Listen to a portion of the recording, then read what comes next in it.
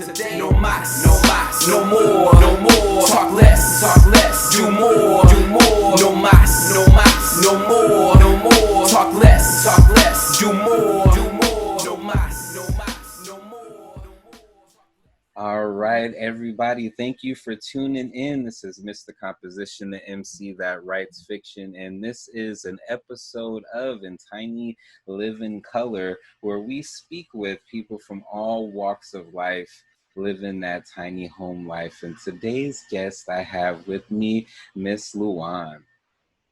Hello, I'm Luwan Hy. And how are you doing today? I'm doing well. Thank you for asking. That's good. That's good. And so what I would like for you to do is, if you can, go ahead and tell us a little bit about yourself and actually what got you into even wanting to even start looking for a tiny home. Gotcha. So just to start a little bit of my background, I was married, recently divorced, and during the process of the divorce, I wanted to live minimal. And I've always have been intrigued, with being a minimalist. So I watched all the documentaries prior to my divorce, and when that opportunity came, I would say the first thing I did was trying to find a tiny home. So it was very quick and sudden. I ended up finding a builder that I liked, but the whole point of going minimal is to reduce my monthly expense so that I can live comfortable and travel more. I always enjoyed traveling, so being just me and three dogs now, I just want to make sure I can save enough money, monthly as much as possible to have that comfort of traveling.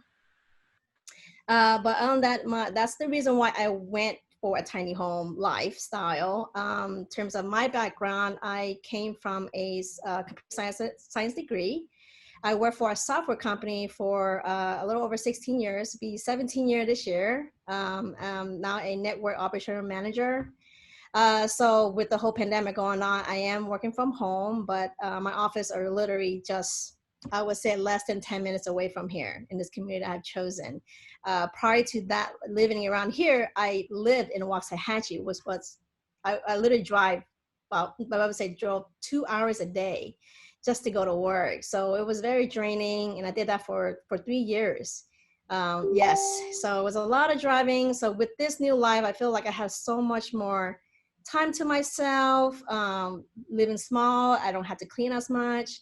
I don't have a lot of craft I used to have to kill my time on. I used to have a lot of plants. I used to have aquarium to take care of, crafting, and all that's gone now. So I really have so much more time to myself in this tiny home where I can be more outdoors, spend time with friends and family, and as well as my dogs. And trust me, they're very happy.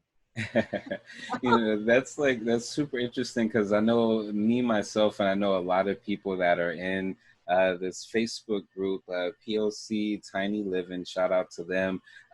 We're like artists and creators. A lot of us are single, or living as far as we don't need a lot. And so that's why a lot of the tiny home lifestyle kind of was interesting to us, because I was looking at some of the monthly bills and just the act of owning your own home. The question I wanted to ask, first question is, so what is the community that you live in currently, and why did you choose that community? Gotcha. I am currently at the Sandy Lake RV Resort. And the reason why I chose this resort is, one, it's very close to my work, literally less than 10 minutes away. Another option was I literally went to Lake Dallas Tiny Home first, but they were full. Plus it was I think they could only occupy 12 to 13 tiny home in a 1 acre lot. So it was really tight. So this was my last resort. Otherwise I had to live another 45 to an hour away for another nice community that I liked. So yes, that's the main reason why I chose Sandy Lake, is the location. Now, when I've been here for over a month now, and I can tell you it's very, very nice community.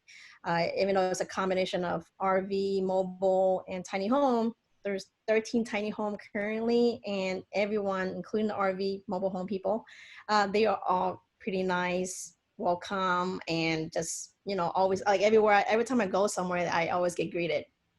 And, I would walk my dogs, and because it's so big, I felt safe being in that community. I literally can walk late at night with my dogs, and I'm still in the community, right? So I'm able to walk around and feel safe. And I can't imagine if another tiny home community that's like, I have to go off trail, and I don't know, how safe that would be, right? So and then the space, like the back, I have a backyard. I'm not sure if you saw my Instagram photos, but I created a little backyard for my dogs, and it's very spacious. Like, I was actually surprised how much space I can get out of this lot. So overall, I feel like this was a perfect choice for me. That's amazing, and when you brought up the lot, so with this particular place, does everyone get the same amount of lot space? And if so, or not, how much space do you actually get per your setup? Gotcha. So if I remember correctly, there's the RV lot. Of course, mobile homes are bigger, so they got a bigger lot. But the RV lots are the same lot as the tiny home. They're about, I would say, 15 feet wide to 60 feet long. I've seen some that are pretty much like you said, they're all similar. But if you get one of those corner lots, then yes, you do have, just like a house. If you get that one corner lot, you get a little bit more space. But other than that, yes, it's still pretty close, house to house. But honestly, nowadays, if you build a house, which is my previous home, it's pretty close next to each other in a way. So I feel like even though it's like close, I still have my privacy, because the door that you built your tiny home is typically, facing the right side, right? If you were to look forward. And so it's not like my door is going to face their door and I don't see them all the time, coming in and out, but regardless, I mean, everyone respects everyone's privacy. Well, if you insulate your tiny home, well, you don't really hear much out there if you keep your windows closed. But I'm fine. I like to keep my windows. I mean, you can see it's bright here, and I don't turn on my lights during the day because it's so bright here. Yeah, I noticed that. I was just all like, I'm in my room, and it's like, yeah. I mean, I pretty much have like a very very low grade webcam, but it does the trick. But Yeah, yeah. that's very interesting. A lot of one of the things that I'm always curious about is like, how did you kind of downsize to like even wanting to be in the tiny home? I know you're saying as far as everything which led to that, but just you were normally used to being in a full-fledged home, which I know for myself, we don't really use a lot of that space. So how did you get like used to, or how did you prepare for moving into the tiny life? Yeah, gotcha. So I did came from a big home. My first home that I have ever purchased under my name was 4,300 square feet. Then my second home was 3,400 square feet. And then my latest one with my husband was ex-husband, is 2,600 square feet. So after the divorce, it wasn't a good reason to divorce, but it's a reason for that divorce is because I need to get out. I need to leave. So I basically, kind of stole 75% of my possession, because I was in a kind of hurtful, painful kind of moment that life. And I just felt like material didn't have any meaning to me.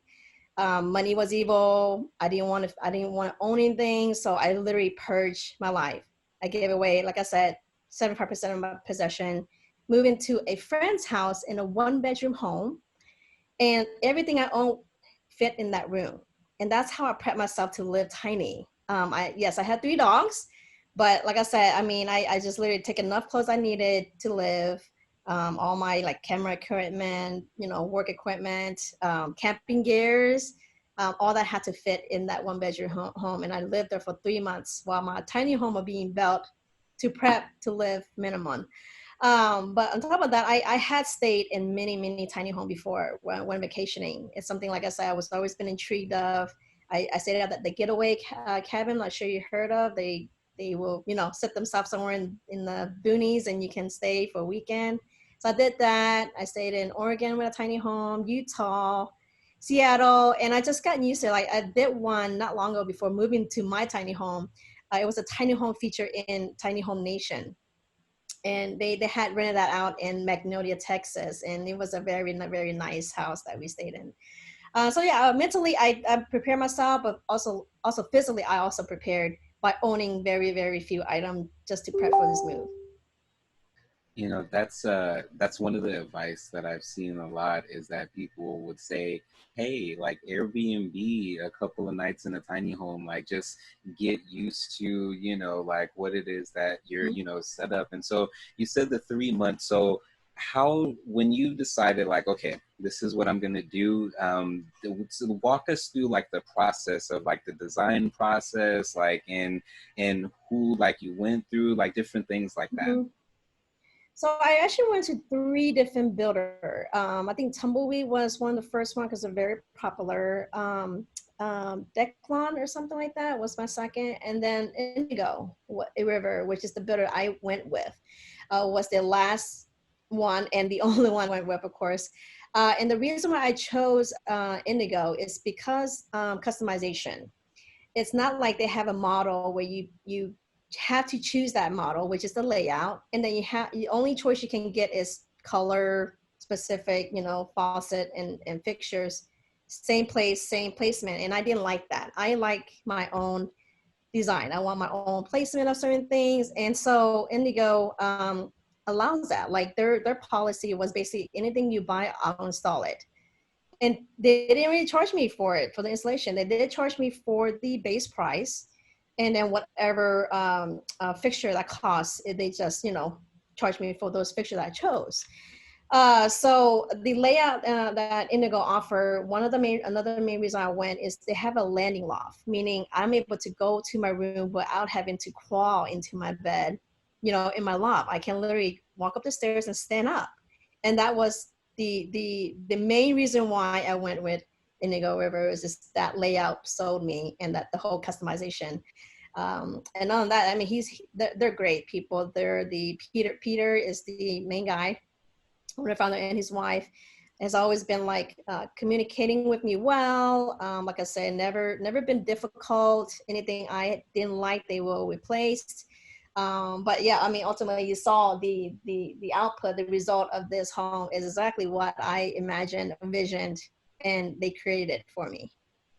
Yeah, that's so awesome. That's another thing that I've seen in a lot of builds is that they would have that, you know, crawling space. And, you know, me, I was just all like, you know, I'm comfortable, you know, if you have that custom mobility, you know, it would be nice, you know, to have that ability to just walk, you know, to it, you know. Right. And so in your design process, so what was like, did you like sketch out before, you know, you like some ideas? Did they have like Okay. like a simulator that you can use? How did, you know, going about the design? Okay. Okay. Hmm. So what Peter did was I basically went to his website first thing before contacting Indigo. Is I went to the website and see the layout that I want to start out with. And so let's say you have a layout A, and when I met with Peter, he basically pulled out the layout and kind of just draw on it, hand draw where you want stuff at, where you want to put this at. And then what we did during the process, it did take 3 months to build, which I thought was really fast. Granted, it might take longer now because he's kind of booked up, but hey, 3 months, it's amazing. But what I was able to help them as well is I prepared a spreadsheet because I'm always been a planner. I'm a spreadsheet girl. Everyone, my friends know. It's a spreadsheet of all the items that I wanted, including the fixtures, appliances. I wanted different colors, from security camera to security lock, little details like that. I had put it on that spreadsheet because Peter was able to purchase it through him. Then you can get a discount, let's say tax exempt or whatnot. So it's nice to kind of organize it for Peter to, hey, this is what I want. And if he can buy it, he'll buy it. If not, he'll communicate back with me and say, hey, it looks like this is out of stock. How about this one? I mean, like I said, he recommend. It's not like the answer is no. It's always, hey, I can't find this. Can you do this? And that's what's great about Indigo River is that they're able to help and not just leave me with the answer no. So that's what's one thing with that design process. And every week I wouldn't say like every week, but closer to the last month of the build, I had gone every week just to see the progress and to take picture because it's very exciting. It's exciting to see things going, and that this is your baby that you had designed and let it come to life. And so it was really nice to see the progress. And so everywhere I would go there, they kind of show me, and they'll show me, making sure I like it. So they'd be like, hey, we're gonna put it here, what do you think? And I say, yes, great. And then no, they'll move it, they'll fix it. So it's good to go, I would say, at least every week, so that you can point out these mistakes before it's too late. Like, don't fix it after it's built. So that's one thing I didn't want to do, is to order from an out-of-state builder. And that's the reason why I didn't want to go with an out-of-state builder, because I know several people that did that. And granted, the price might be cheaper, but you don't have full control. And I don't like that, right? I just want to be able to control it and making sure it's easy for both of us. Because at the end of the day, it's just going to be a smooth process. And I would think Peter agreed that the process we went through together was pretty easy.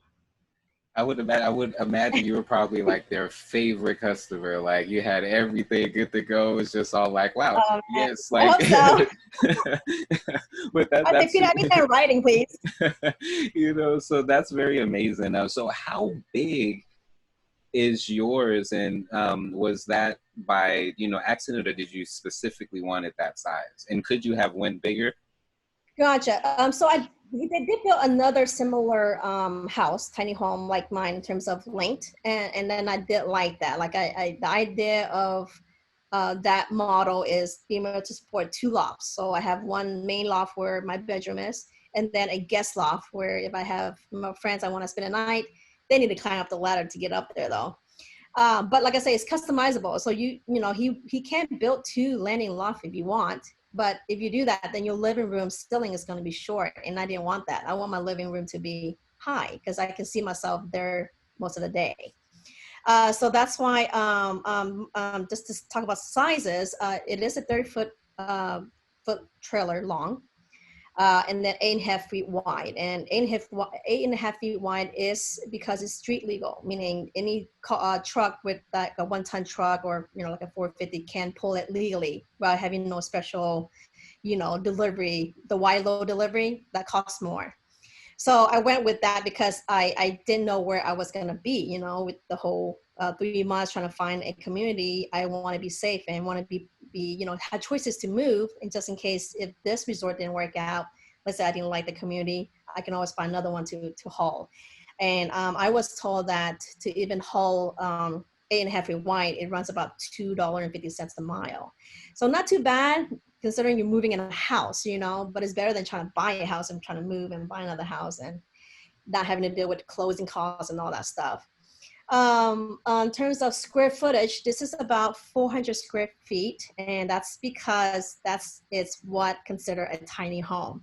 Anything over that, you're gonna have to pay property tax. So we want to keep everything as in terms of 400 square feet, and this is the perfect size, I would say. Initially, Peter price was based on 32 feet wide, but he gave me a free upgrade to 34. Hopefully it's okay to say that, Peter. But yes, ultimately I'm happy with the size. I feel like, and I'll give you guys a virtual tour later, but I feel like, being 5'1", short, this is a plenty of space and enough space for me and my 3 dogs. They're sleeping right now. So I wanted to ask about that. So you have 3 dogs, and so everyone completely is comfortable in this tiny home. How has the change been for them from a bigger home? I kind of put myself like, I always compare. I live here and I always compare it to what I had before. And yes, it was nice to have a big area where they can run and chase. But you know what? They did that in my backyard. Majority of the time, they're always with me. Wherever I go, they go to sit next to me. So if I'm home, like right now on the computer, they're laying down right next to me. So being active wise, I mean, they love it because I walk them every day, at least 2 to 3 times a day, and they love it. It's not like I just let them in the backyard and, they just hang out in the backyard.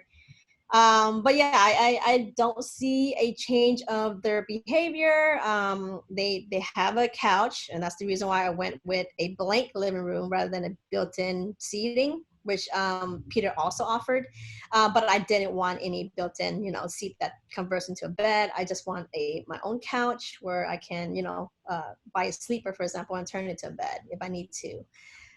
It has enough room for a doggy bed and then a rug, so plenty of space. I would say they're still happy. And like I want to mention again, my backyard is nice, so it was nice to see my backyard with that much space for them to run around.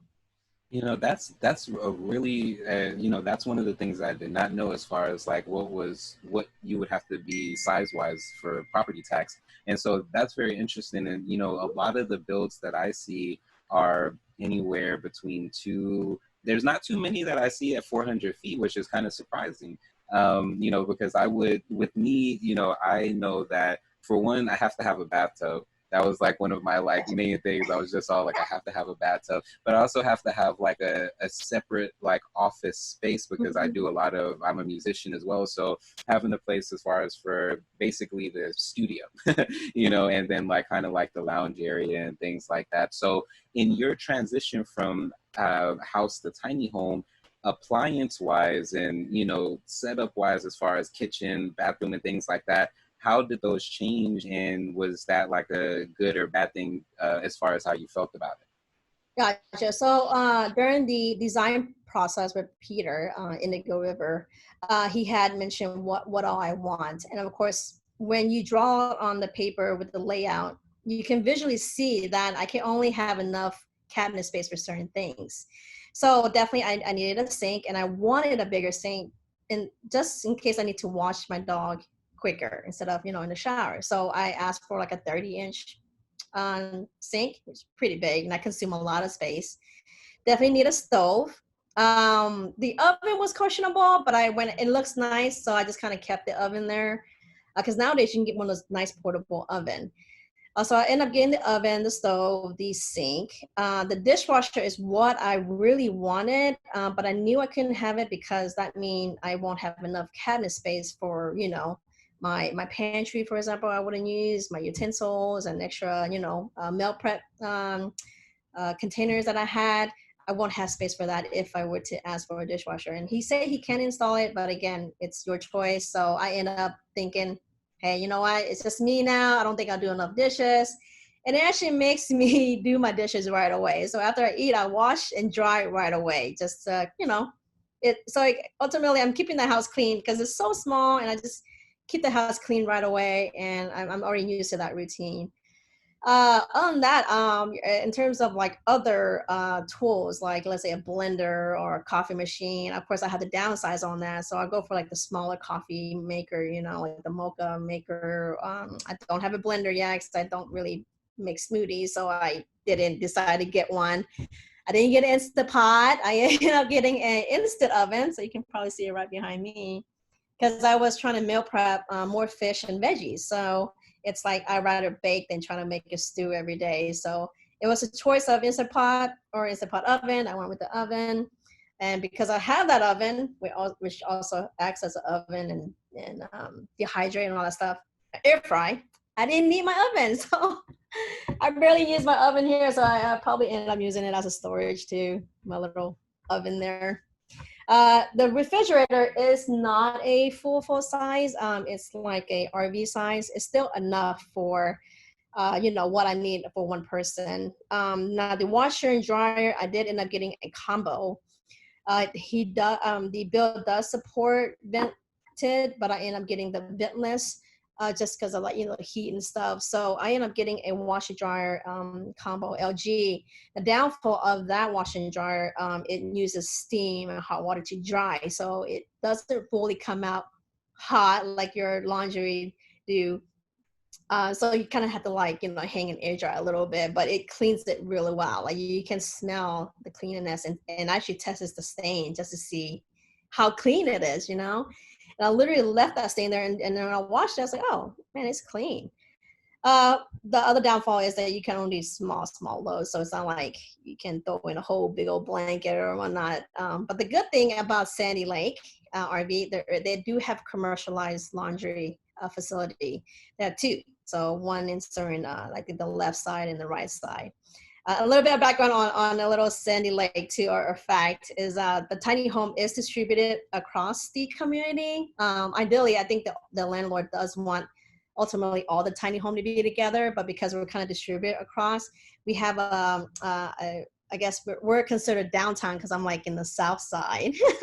And then there's like 3 or 4 in the middle, so it's like midtown, and you have uptown. There's 5 of them in uptown. So like I say, it's a very nice community. Community. We have a little chat going on that we help each other in case we need something. They're the one that built my deck. If you saw my Instagram, they're the one that one of the neighbors that own a tiny home built my deck. And then just like say, if you need something like a blender, for example, I can literally ask on the chat, and they're just so giving. They'll just come out and deliver to you, you know? So really, really awesome tiny home community here, I would say.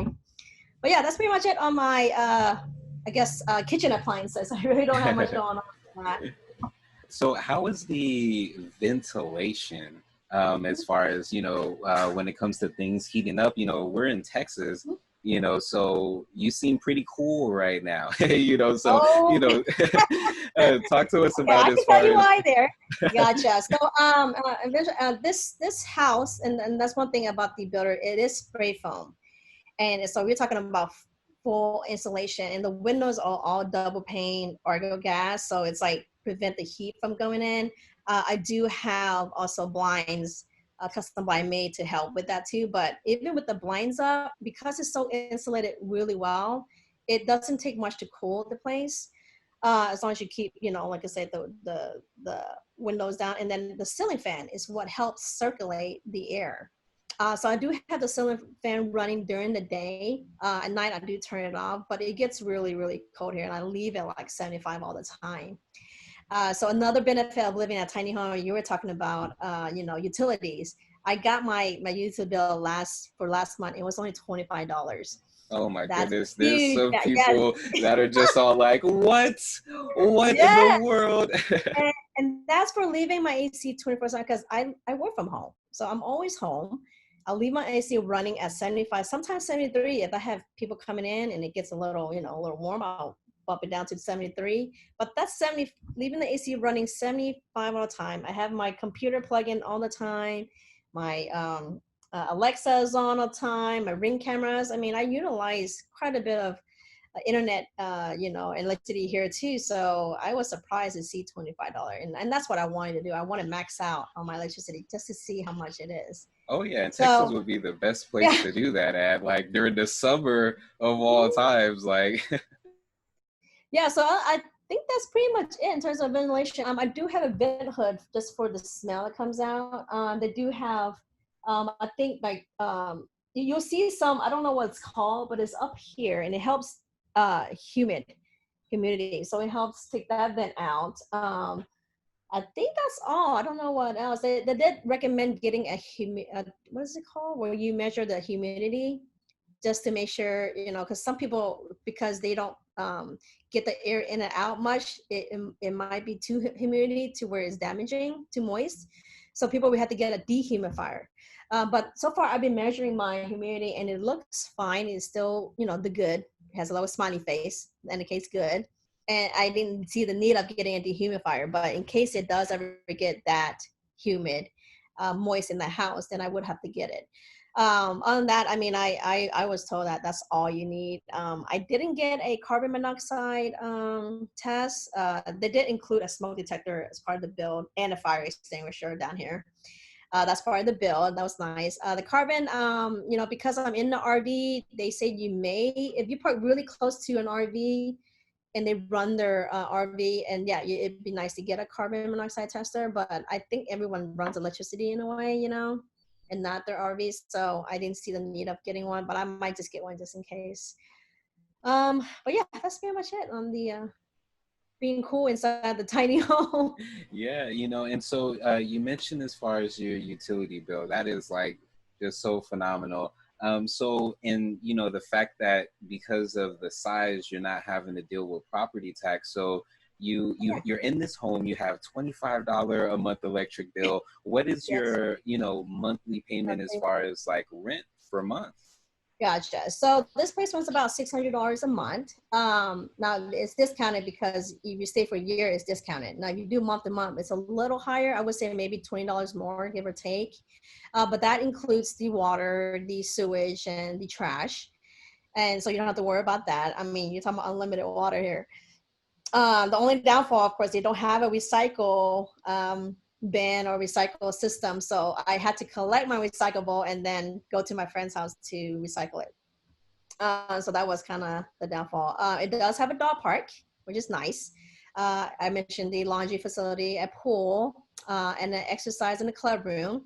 And because of the pandemic, of course, not many people hang out there. But the price and the amenity and the location for $600 a month, I'm saving a lot of money on gas already. And just not have to worry about the other fees. Electricity is cheap, and yeah, I feel like my monthly expense had reduced dramatically just with this new lifestyle. So that's pretty amazing. And so, just hearing you talk about it and everything like that, you seem very, very happy. So, Yeah. with transitioning to the tiny home, do you think that that's impacted your mental, physical, emotional well-being, like in a dramatic, way? No, I didn't think so. Like I said, I think mentally I had prepared myself. Now, yeah, I do have, some friends and family that had made negative comment like, oh, how can you live here? Or I'd rather get a house so I can entertain people. It's, I don't know, I can live that small. Well, everyone's different, and because my new sudden lifestyle change in the beginning of the year, I mentally prepare myself to live in this situation. I don't need to host a party. We can hang out somewhere else. My goal is to travel more, so I intended to eventually buy a van and turn it to a camper van and travel, and still leave this as my permanent home to come to. Because I don't want to permanently live in a van, of course, but I need a safe haven to kind of rebuild myself. So yes, I am happy. I'm happy with the direction that I'm going.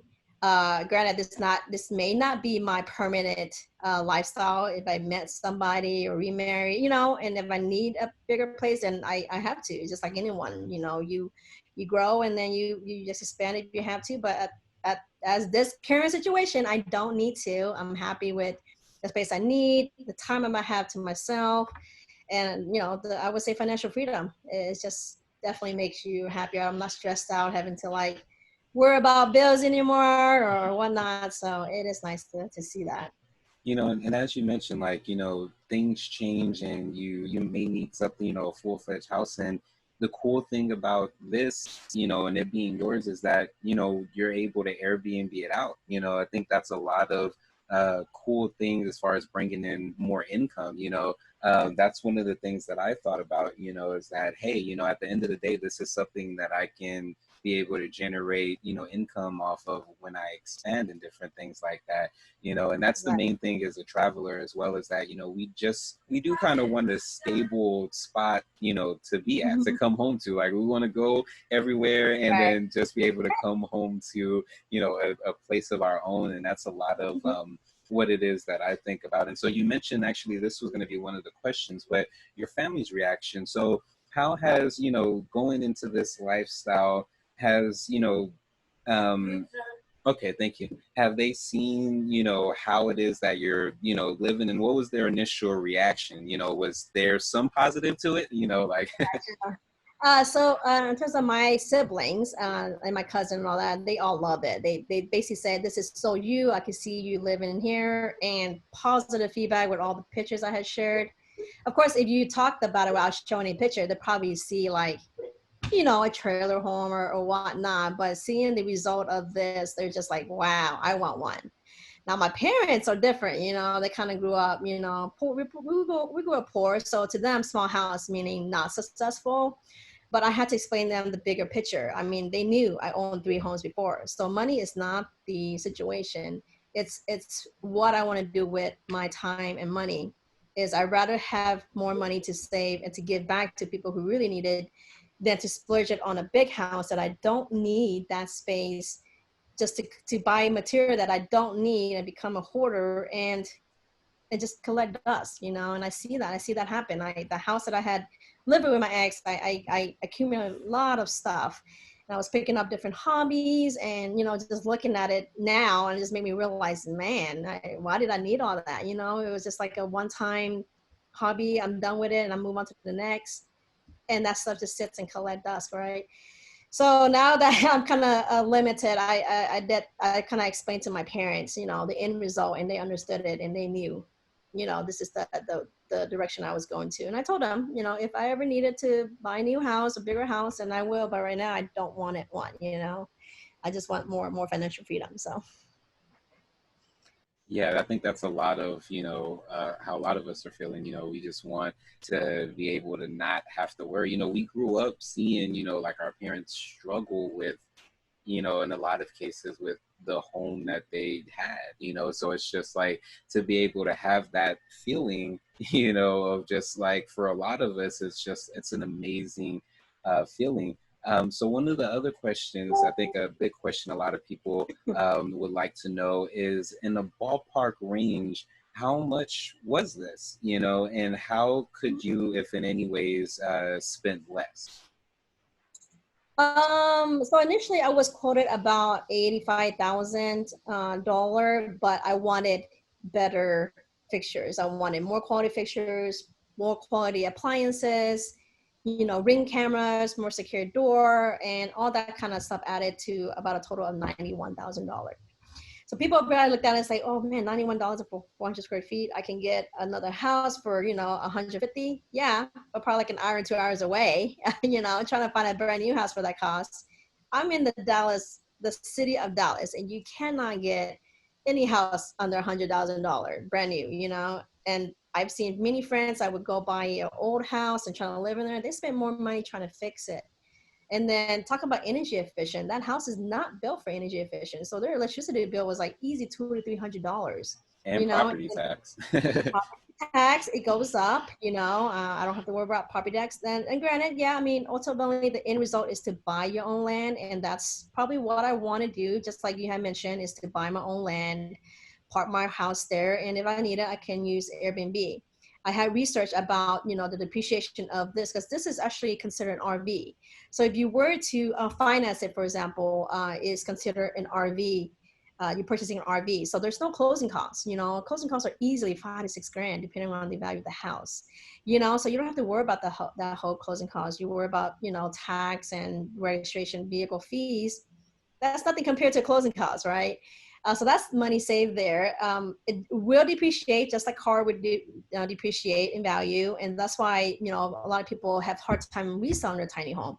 But I actually have a lot of people inquiring about this tiny home, but I'm not looking to sell. I mean, this is something, like I said, I wanted to turn into Airbnb and just rent it out. So hopefully find a lot, rent it out in the future, or not. Maybe I have to build another one just to rent out, just so I can have some away time. So plenty of opportunity with this home. But yeah, I mean, that's how much it cost. It did include like I said, the wash and dryer. The $91,000 included that. Pretty much all the appliances. So I feel like it was a great price. I mean, yeah, looking at it, it's like that, when you think about a lot of people don't, know, and with you owning three homes before, it's just like, like, all this other stuff that goes into it, it's not as simple. It's just all like, yeah, I own a home, so and that's, one of the good things that that I look at when looking at tiny homes. And so another question is, what insurance, if any, do you have for it? Like, does a tiny home require it, or, did you just get one for it? Gotcha. Yeah, I mean, I would say the tiny home is required to have insurance, just like if you were to have a car, you need to have car insurance to drive it, because your liability is high if you don't. So of course, the first thing I did before I even had this place delivered is to get an insurance. I can't remember the company name. I can definitely share it to you later. But it runs about, I would say $115 a month. And that's including 2 moves. So if I decided to move, from one location to another, twice a year, basically it increases the higher risk to where the premium goes higher, right? But if you don't anticipate to move, your premiums will be a little lower, but it's not that much jump. So just like any insurance, they just want to make sure where you're going to be at is a safe place to park this lot. Then they quote you that price. But I mean, $100, $115 a month, it covers like the dwelling and some item property. I think it was like $15,000 item, some medical liability.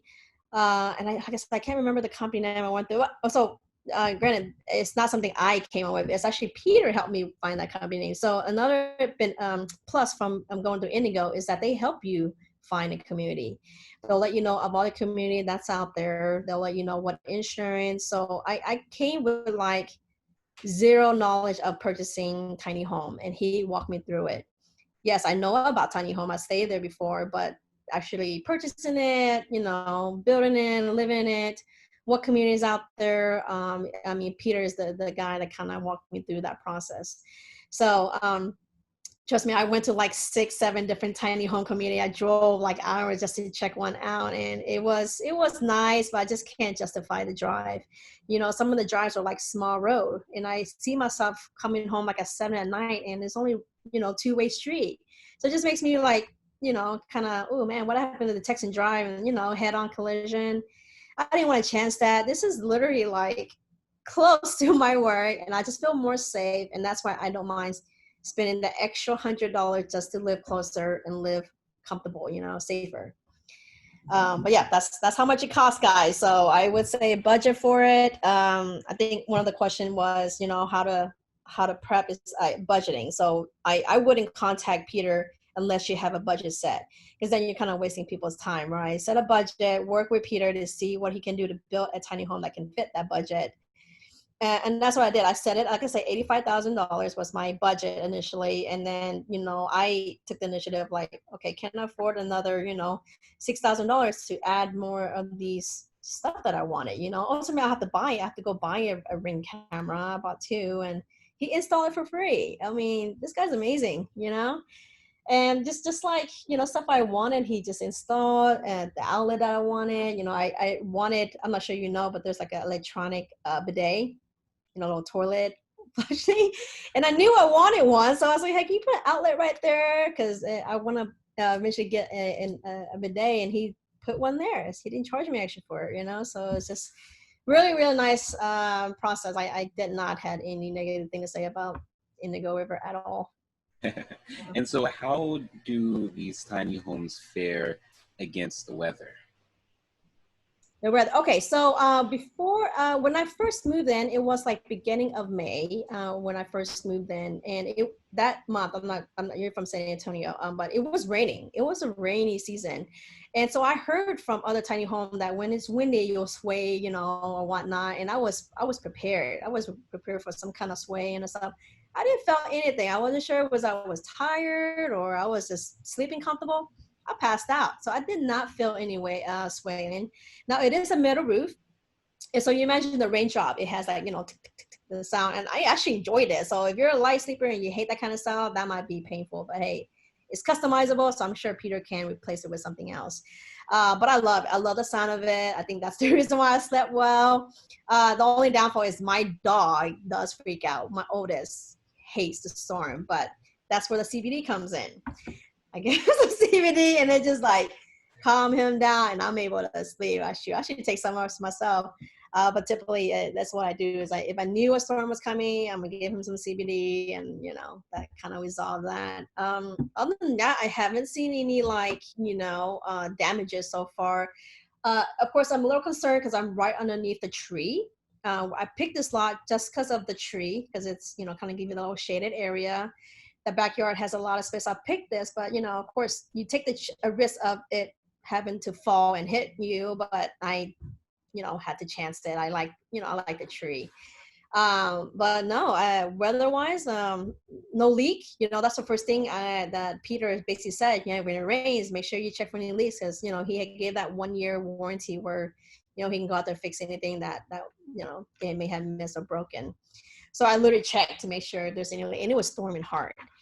And I did check, and then didn't see no leak. And so, yeah, it's great. I think tiny home is great. Now, if you're talking about tornado, it's just like any house. Come on, man. Yeah, it's going up in the wind. Okay? Yeah, it's going down. So, the procedure here is that you have to run into the club room, but you can also run to like a bigger Lowe's or Home Depot to take cover. The people, like I said, the tiny home community, they kind of alert us. They have like special radar that they listen to make sure we're all safe. So they will let us know, hey guys, big storm coming, or they'll let us know when a tornado comes. So like I said, very, very nice, caring community that kind of help each other. I wouldn't know how to check all that. So I just, all I want to take is my 3 dogs and I'm out of here, you know? So Oh yeah, that's the oh plan. yeah. And so the one question that I was wondering, so um what is when it comes to um what was it? What was it? What was it? What was it? So as far as top 5 things people should know as far as when if they've never if they've just heard of tiny homes and they're curious and they're just all like, oh, I definitely think this is something that I want. What is the top 5 suggestions that you would give to somebody who is in that particular predicament before buying?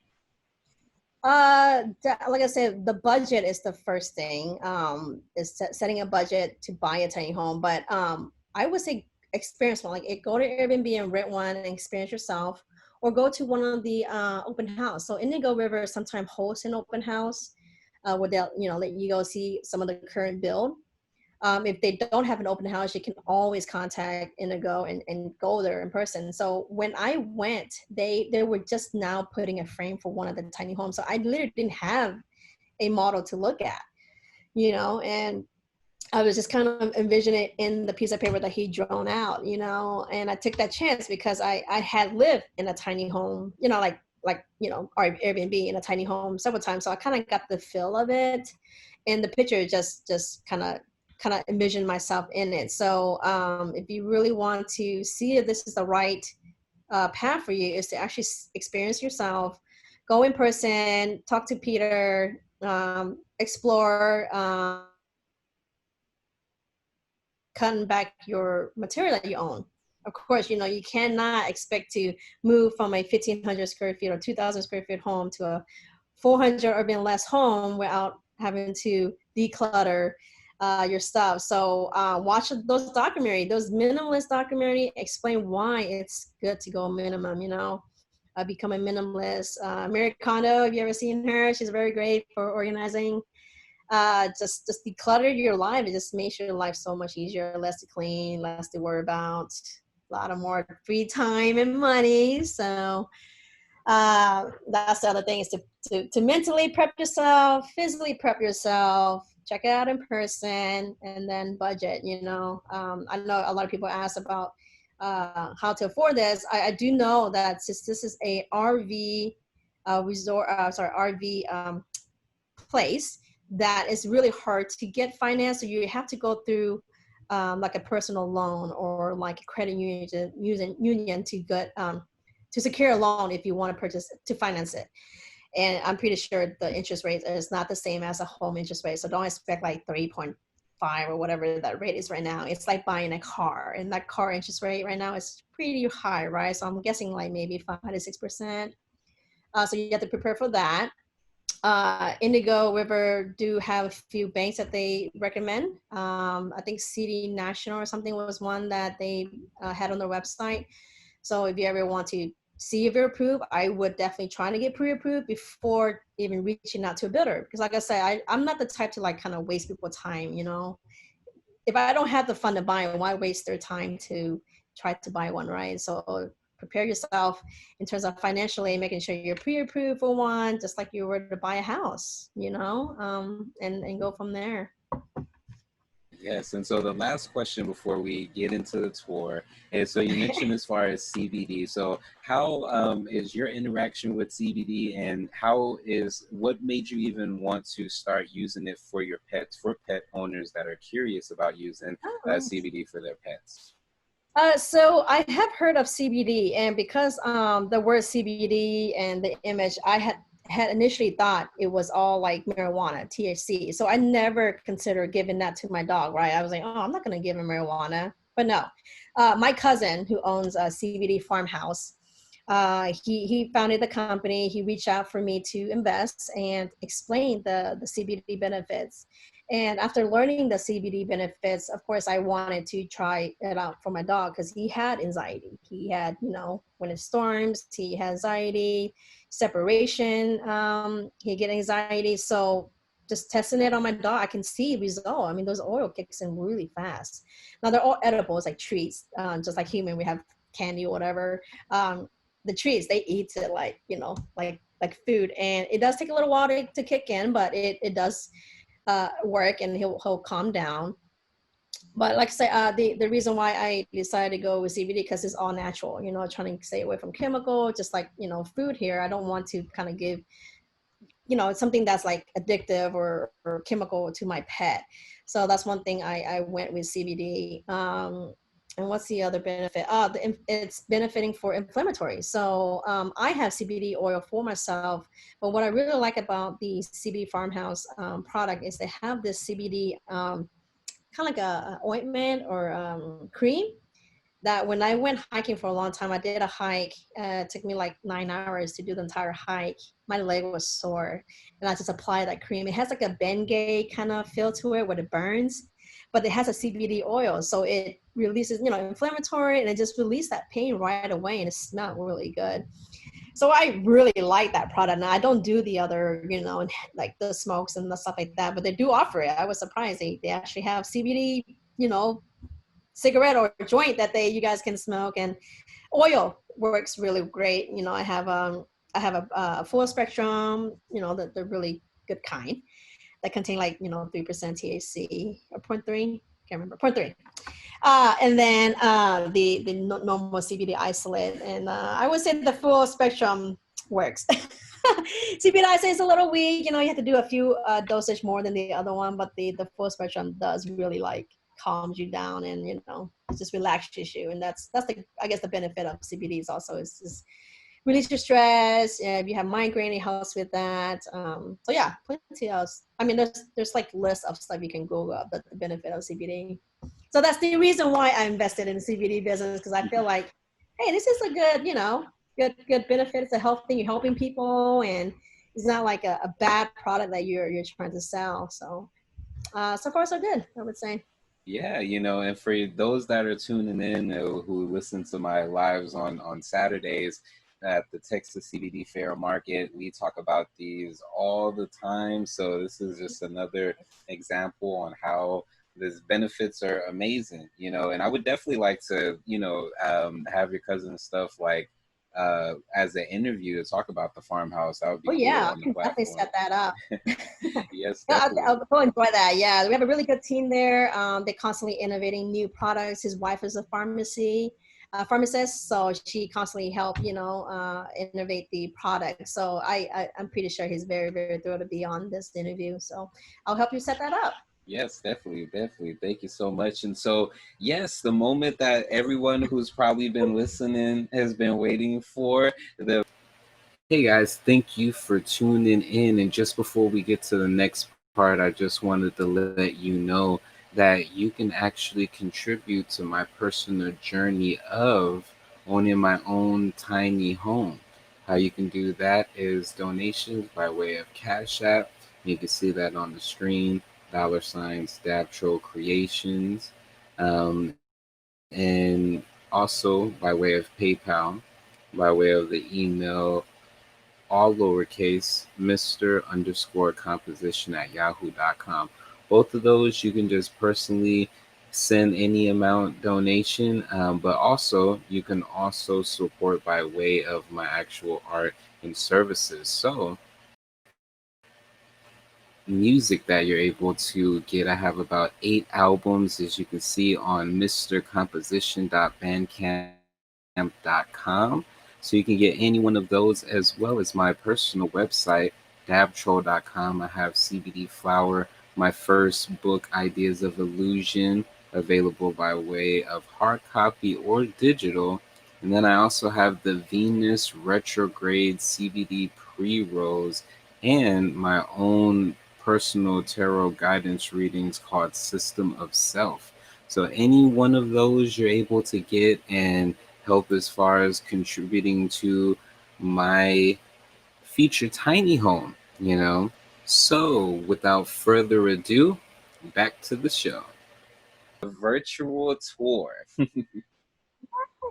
So this is with my laptop, so I'm gonna kind of walk around with my laptop here. Hopefully, probably need to turn on some light. I want to see if I can.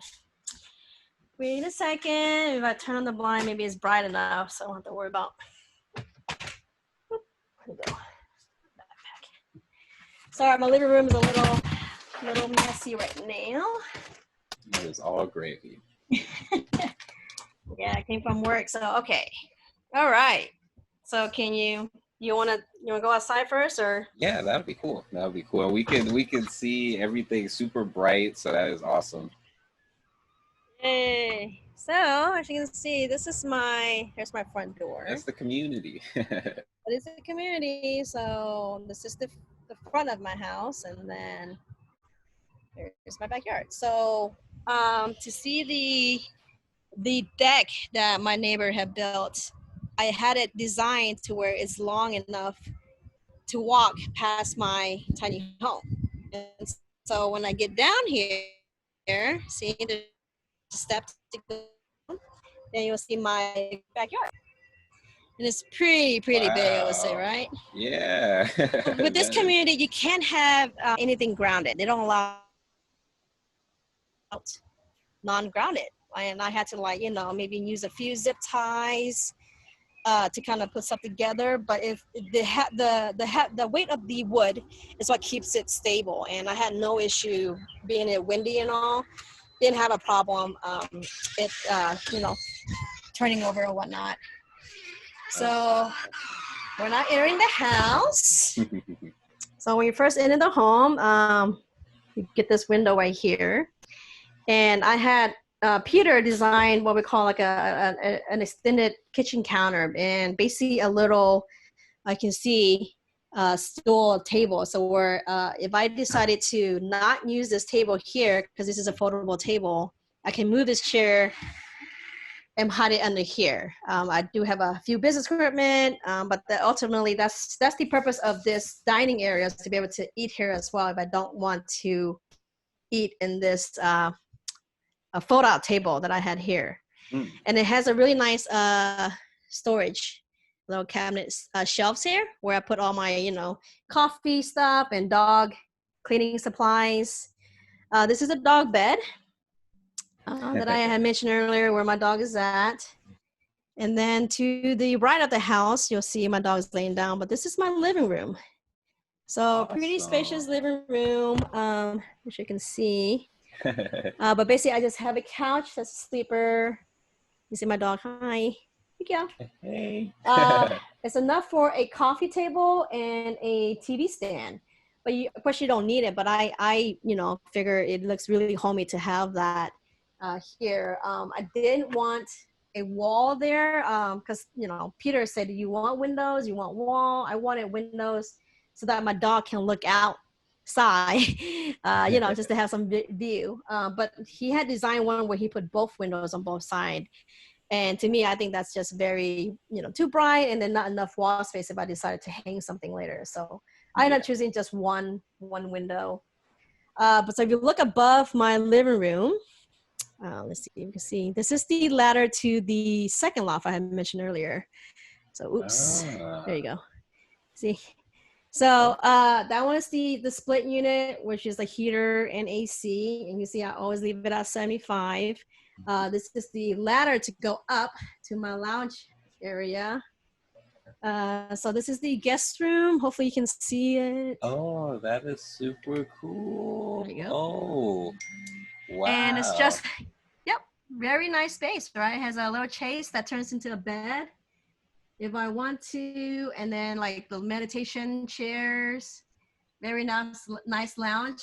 And again, I kept it very minimum. I didn't put anything up here That in terms is of awesome. junk. So I tried to keep it very, very clean. So Yeah. the view is great here, by the way. See? Yes. Nice view. That is there's so Uh, much space. I did ask for what we call a catwalk. So you can see this is a kind of like a little shelf that is built across one loft to another. And initially, Peter had designed this for I think it was a lady that wanted a catwalk. So she had a cat door going from one loft to another loft. So they call this the catwalk. But I didn't want the door, of course. I don't want my dog to be stranded up here. So I just wanted a shelf because it's nice to put decors or plants. So I put what I call my dog shrine on this shelf here. This is a really nice fixture that I picked up. But if you see the fan, it's a double fan built into a ceiling fan, so it actually rotates its fan. So Oh. this helps. You can position these the fan, you know, to a certain direction, but they help circulate. Mm. If you also notice, you know, my other loft, my main room, and as well as this guest room has a little rectangular window cutout. I specifically asked for that because I read online on some of the community posts how it gets pretty hot because there's not enough air circulation in the lofts. So I didn't want a half balcony. I didn't want a full balcony. I asked Peter to put a little rectangular window just to so it turned out great. Yeah, I no, it think Peter looks liked that awesome. idea. So let's get down, climbing my ladder one-handed. So I mentioned earlier, this is a foldable table, and I like it because this is where I work most of the time, and it's just really very bright. So I really like, you know, how to just sit here and work, and it kind of help my fixture posture when I work is to stand up, you know, my back very straight. So that helps a lot. Kitchen, have my little coffee thing here, my instant pot oven, all the, you know, plates and cup that I had bowl here. Kept it the black theme. I wanted the color of my theme was black, gray, and brass, and wood, of course. So if you look here, bunch of cabinet space. Like I said, I have Yeah. room for a dishwasher, but I just didn't want that. You know, so one thing benefit about Peter is he installed those kickers. So if you look at my kick and just see the Oh, last drawer on the ground, he whoa. utilized that space, which a lot of builder doesn't. You know, they just waste that space. That space is just a waste of space. So it was nice to have that extra space in there. Here's my 30-inch sink. Oh, It's used for the wow. That thing mess, is but I also huge. use it as a drying rack. So after my dog eat, I would kind of rinse the bowl and let it dry on this side. Like I said, the vent hood actually go out. So I wanted a vent hood that actually shoot out the bad smell or the cooking smell. Two stove counter. They're just regular stove, but I mean he's flexible. So if you want induction or a gas stove, that's available too. Again, everything is customizable. My oven that I mentioned I don't use often. And then of course I install these myself, you know. And then here's my refrigerator. With again Oh, storage. All the appliance has a storage right below it, so you see that is so storage awesome. everywhere. So to my the staircase also have storage, right? You have Whoa. storage all over underneath the steps. There's a little what we call the shoe container here that you can put here. So before we walk upstairs, I'm gonna walk you to my bathroom. Is my bathroom? Okay. Whoa, Hold that on. is Trying to make super this awesome. straight. Is it straight enough? Oh no, that's My perfect. goodness. That It's so hard with the laptop. Okay. Yes, I hope this is straight. Okay. yes. So I end up getting a stand-up shower, and with my previous home, I always showered. I rarely in the bathtub. I know you want a bathtub, but I'm really in the bathtub, so I figure, hey, stand-up shower is what I wanted. Plus, it saves a lot of space. What I like about this shower is that it's the French style, you know, where you don't have to Yeah. like swing open the door. You just slide the door out in the corner. So that's a Yeah. lot of space saving there. And then I chose a faucet that has a, you know, a portable faucet in case I need to rinse my dog. That this is easy to wash, and then a rain kind of shower head there. Oh, whoa. And I installed that myself. Even though Peter said he would have installed it, but I did it. I had a big girl job there. Uh-huh. Okay, so over to the toilet. Here's my nice toilet, Oh, guys. The whoa. Japanese electronic bidet where you can rinse, dry. It has a heated seat. The brand is called Toto.